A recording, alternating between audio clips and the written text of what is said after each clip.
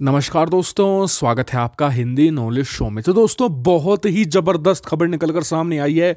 भारत ने आखिरकार वो मुकाम छू लिया है जिसको लेकर हम इंतजार कर रहे थे करीबन पिछले 2 से लेकर 3 महीनों से, कि भारत कब यहां पर रूस को सरपास करके इतिहास रच देगा। और कई लोगों ने तो ये भी कहना शुरू कर दिया था कि जी बस जितना बढ़ चुका था भारत बढ़ चुका, अब आगे नहीं बढ़ेगा क्योंकि लॉकडाउन खत्म हो चुका है, दुनिया भर की अर्थव्यवस्थाएं खुल चुकी हैं। लेकिन भारत ने सारे आंकड़ों को धता बताते हुए रिकॉर्ड वृद्धि करी है।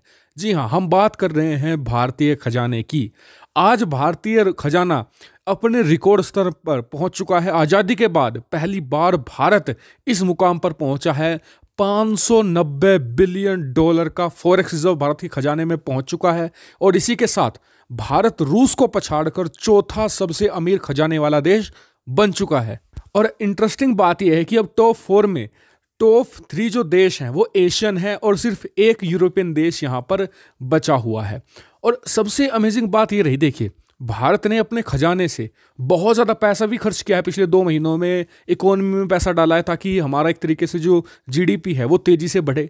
इसके अलावा हमने अपने रुपये को डॉलर के मुकाबले मजबूत करने के लिए उसमें भी बहुत सारा पैसा डाला, जिस वजह से थोड़ा ये ओवरऑल कम हुआ। लेकिन हमने पिछले हफ्ते इतनी लंबी छलांग लगाई करीबन 5 अरब डॉलर की, कि आखिरकार हमने रूस को पछाड़ ही दिया।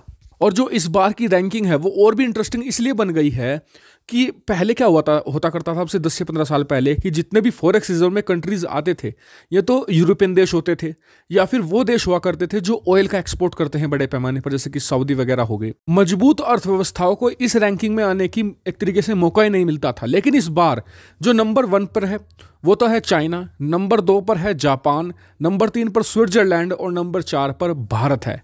यानी कि जो मजबूत अर्थव्यवस्था वाले देश है, जो टोटल डिपेंडेंट है अपने जो गुड्स को एक्सपोर्ट करके, यानी कि जो ईमानदारी से अपने सामान को एक्सपोर्ट करके पैसा कमाते हैं, वही देश यहाँ पर है। ऐसा नहीं कि जो देश चांदी की चम्मच लेकर पैदा हुए, मतलब कि वो देश जिन्हें प्रकृति का वरदान मिला है कि वो ऑयल को एक्सपोर्ट कर सकते हैं, ऐसा कुछ नहीं है। चारों देश वो हैं जिनके नागरिकों ने कड़ी मेहनत करके अपने देश को इस मुकाम पर पहुंचाया है।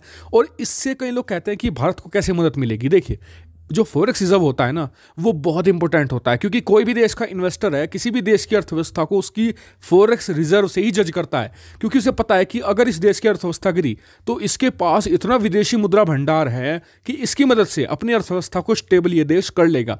एग्जाम्पल देता हूँ छोटा सा मैं, भारत पाकिस्तान का। पाकिस्तान में आज की तारीख में कोई क्यों नहीं इन्वेस्ट करता है? क्योंकि उनका फॉरेक्स रिजर्व वही है 15 से 20 बिलियन डॉलर का।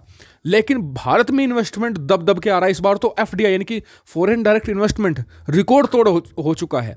कारण यही है कि भारत का विदेशी मुद्रा भंडार बहुत ही रैपिड तरीके से आगे बढ़ रहा है, और ये और भी बढ़ेगा क्योंकि अब दुनिया भर की अर्थव्यवस्थाएं खुल चुकी है। भारत भी एक्सपोर्ट करने को तैयार है, और मोबाइल मैन्युफैक्चरिंग में तो भारत नंबर 2 पर भी आ चुका है। और आने वाले समय में और सेक्टर में भी हम चीन को तगड़ी टक्कर देने वाले हैं। और उम्मीद की जानी चाहिए कि 2021 का अंत भारत के विदेशी मुद्रा भंडार को $1 ट्रिलियन के मार्क पर भी ले जाए।